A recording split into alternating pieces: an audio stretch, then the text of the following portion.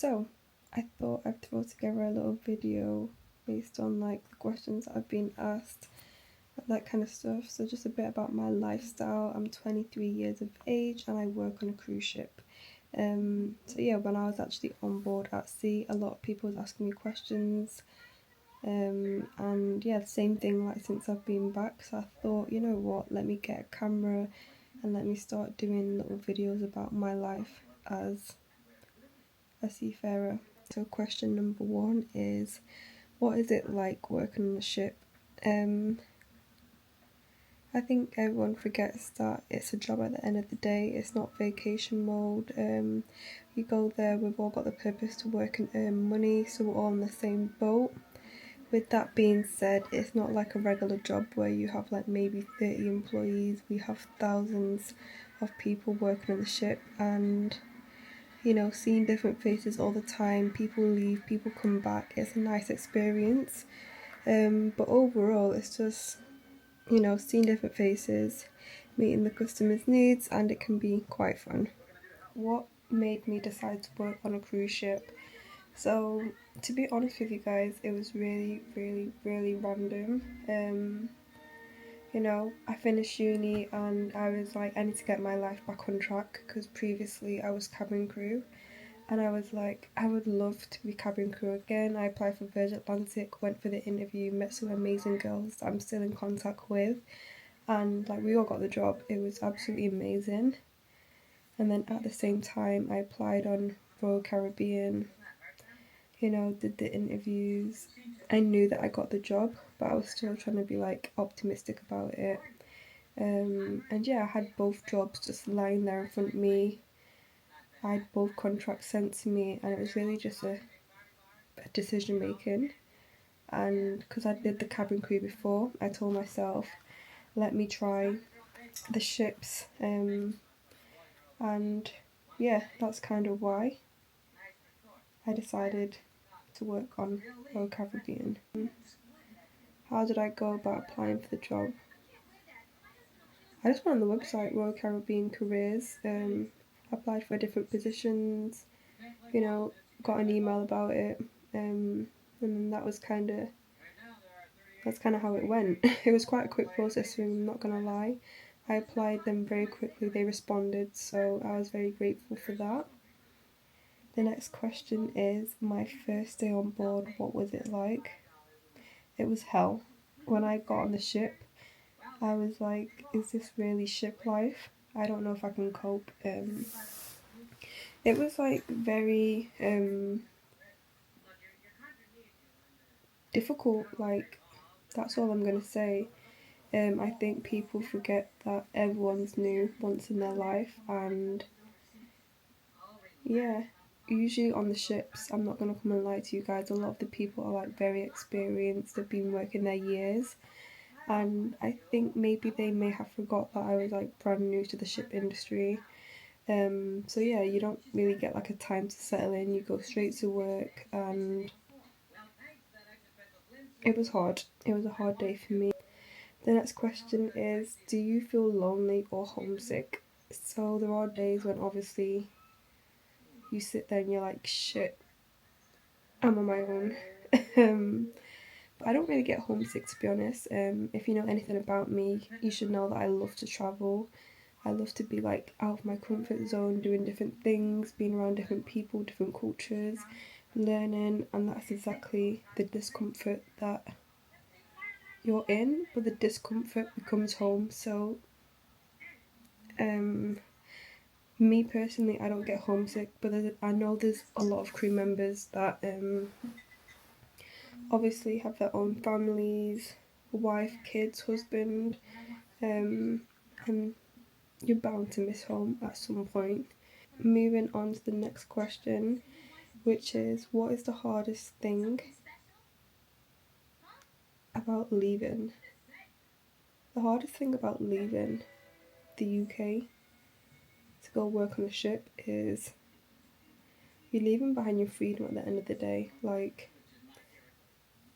you know, you no longer have a car to drive around, you no longer get to go to like all these different restaurants, we're no longer like in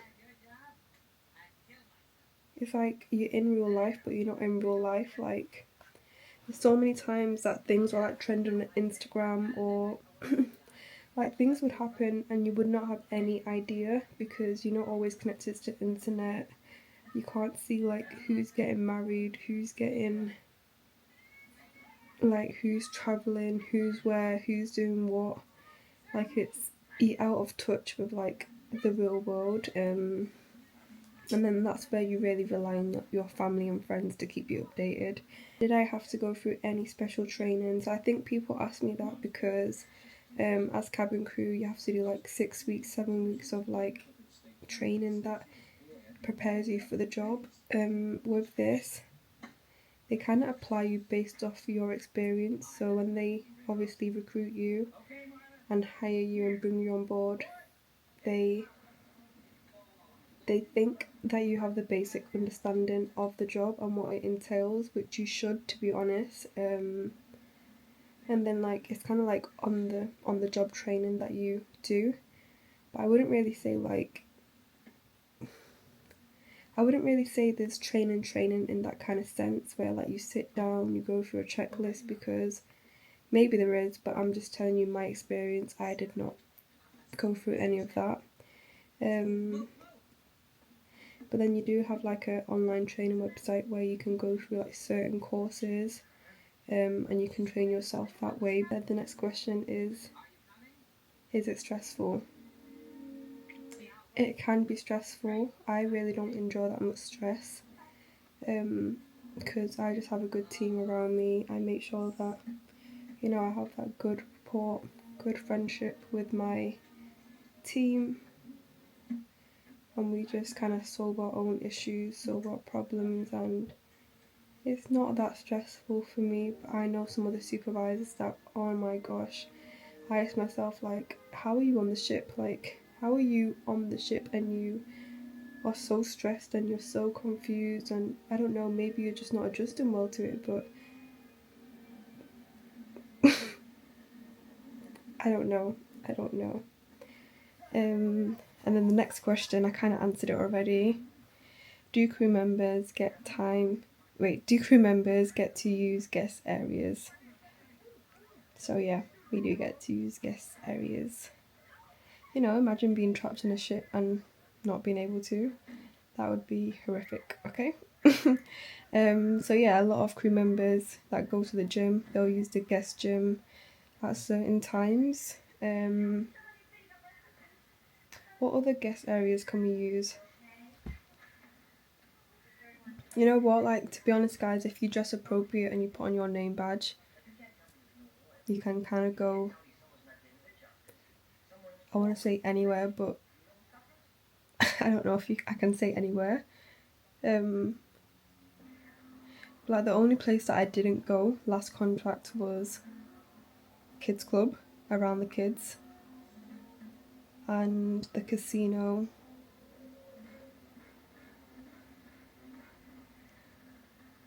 I don't know, it's a very difficult question. There's not many places that I can't go as a crew member, and even like within my job role, because I do like a lot of walking around the ship, there's a lot of places I can go. I'm not going to sit here and lie to you. Like, even off duty, I would go to the theatre, watch movies, shows, sorry, like, the cast. Sometimes, like, if I had the free time and I was bored, I'll go to like Studio B, watch the ice skating, or watch the ice show. It depends. Like, you can really do quite a lot as a crew member, but people don't show that side because, like I said, we would rather sleep. So yeah. Okay. So what do you do when the ship is at sea for days? So someone actually asked me this question, and I was just confused. If you guys thought I was on a cruise, like, I'm working, my friend. What do you mean, what do I do when the ship's at sea? When it's at sea, I work. I work when it's at sea and when it's not at sea. Please do not forget, guys, I am on the ship to work, not to vacation. Is it worth it financially? Of course it is. As a crew member, we're taken care of very well. You know, when we're actually going to the ship, we don't pay for our flights. When we're going back to the UK or wherever you're from, we don't pay for those flights as well. So we basically get taken there and taken back. And then whilst we're on the ship as well, we don't pay for much. Depends on like the person. Me personally, I just paid for like internet. And every now and then I would also get like snacks from the crew bar. Alcohol, I didn't drink so much, but I would like occasionally drink the odd few. And I think it was only something like $3-4. I don't even think it was that much, but you know, like I would have the odd drink every now and then. Food we don't pay for, accommodation is obviously free, so I would say it's worth it financially, and I don't have any kids to support, so that's on the pro side. So would I recommend this job to other people? Personally, no, because I know a lot of people's mentality, and you know, there's some people that I just know wouldn't really do very well working 7 days a week, working long hours, having to sacrifice, you know, like social media.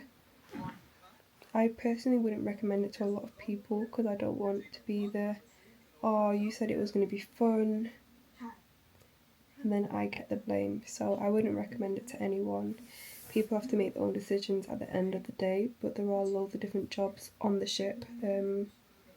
So, you know, like there's something for everybody, but I wouldn't recommend it to anyone. So, no. But it is very rewarding, so you just have to make your own decision and weigh it up.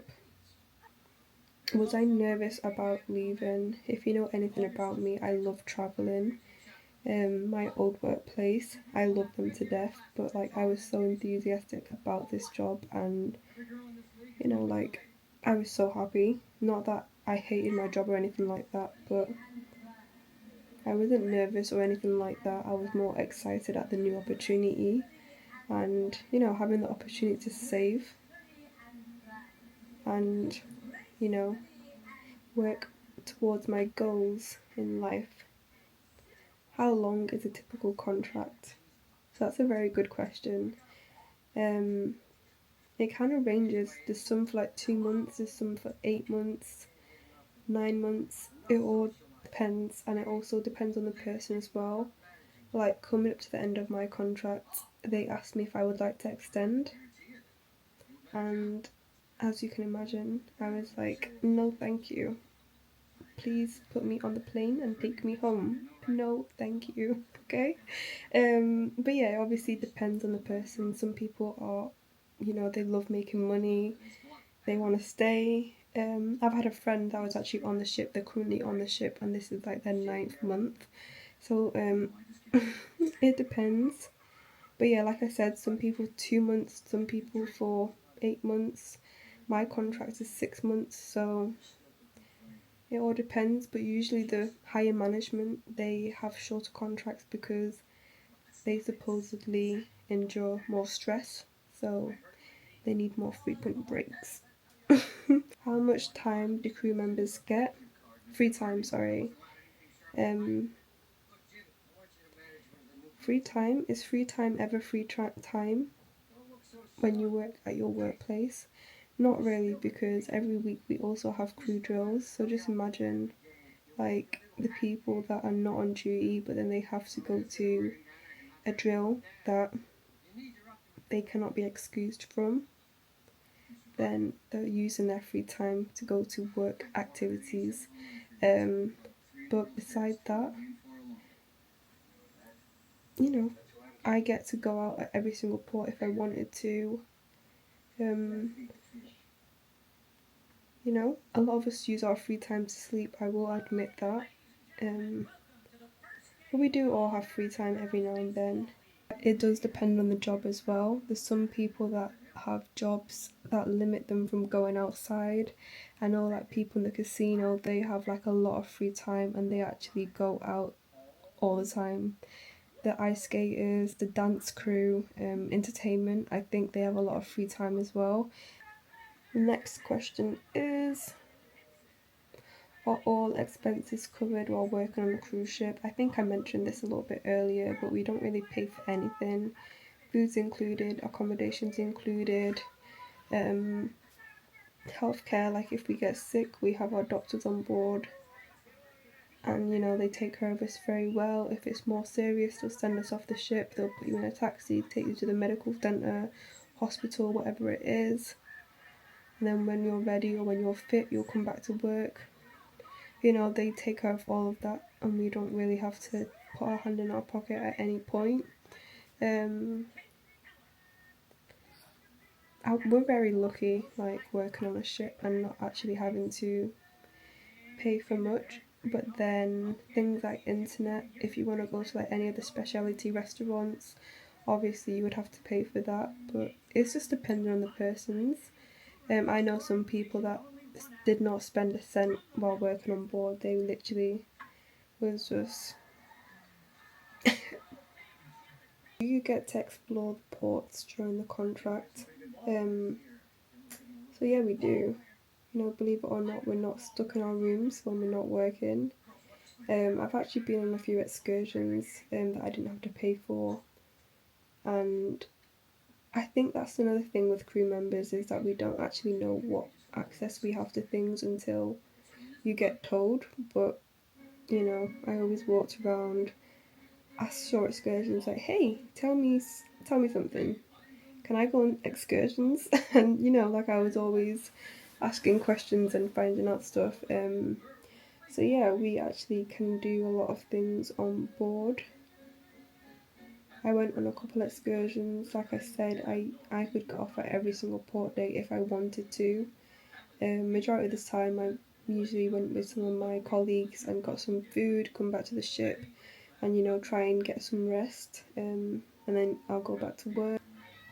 How do I handle tough days? Oh my gosh, that's a very good question. Depending on who you are and how you are as a person, everyone handles tough days very differently. Like, some people sit and cry. I've done it once, so I can't even sit here and laugh. There has been days where, like, you go for a tough situation, or you have your challenges and you literally just step in a corner, or you go inside like a vacant room, or you go to your own cabin and you literally just have like a 5-minute breather where tears just stream down your face, you wipe them, you get back up and you go back to work. Or like some people, they go for a smoke. A lot of the people on the ship smoke, that's one thing I've realised. Some people have a drink, obviously when they're not on duty, they'll go to the back deck, go to the crew bar, have a drink, a couple drinks, and that's how some people deal with stress or difficult days. Some people just sleep it off. That's me majority of the time. I try and remember that every day is going to be different. Some days are going to be more difficult than others. And then the next question is laundry on the ship. Being housekeeping and laundry is basically linked. So if you have the right plug, you can get your laundry done. And there's also people on the ship that do side jobs anyway, so you could literally find someone just like by walking on the I-95 and seeing someone like carry a little bag of clothes, and you could ask them like, "Hey, are you doing laundry as your side job?" And you know what, like, there's some people that are lazy enough to like literally pay someone $25 to wash their clothes, put it in the dryer when it's finished, and to bring it back to them. There's some people that iron the clothes, some people that just do like wash and fold. It literally depends on the person, but we do have like laundry services downstairs as well that crew can use. We don't have to pay, we just have to bring our own like laundry detergent. And with that being said, like I said, we have loads and loads of crew members on board, sometimes 2,000 plus, so trying to find a washing machine that's available It is difficult, okay? That's why some people would just rather pay someone to do that for them. Do crew members date each other? Obviously, there's crew members that are just here for fun. They have a different girlfriend, different boyfriend every single week. But that's none of my business. But yeah, crew members date each other. There's some that are married, you know, there's couples on board where they share a room together. You know, some people make it work, some people are just lonely and single like me.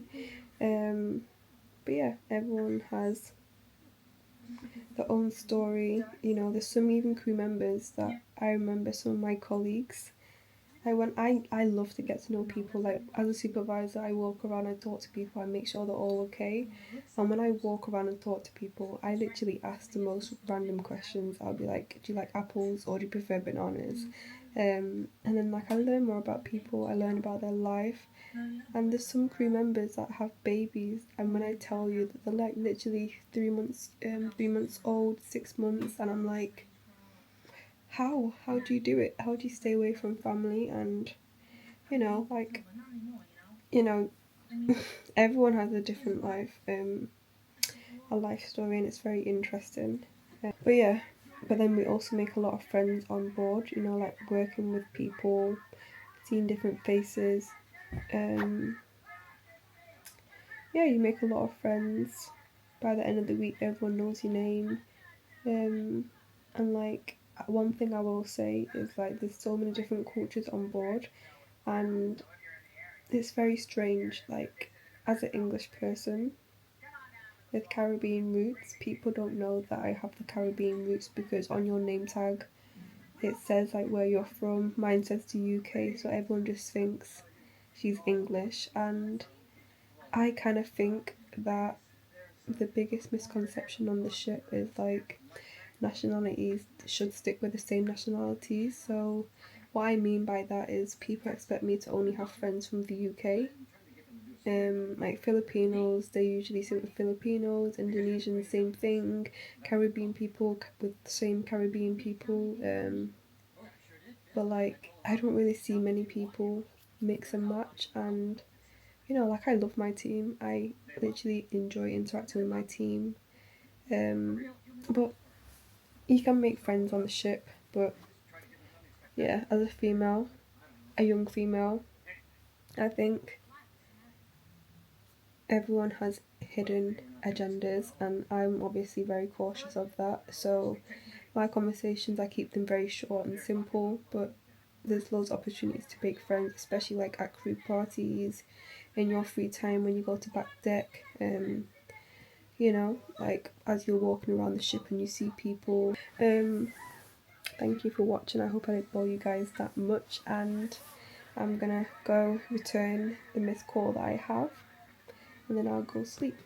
So, bye.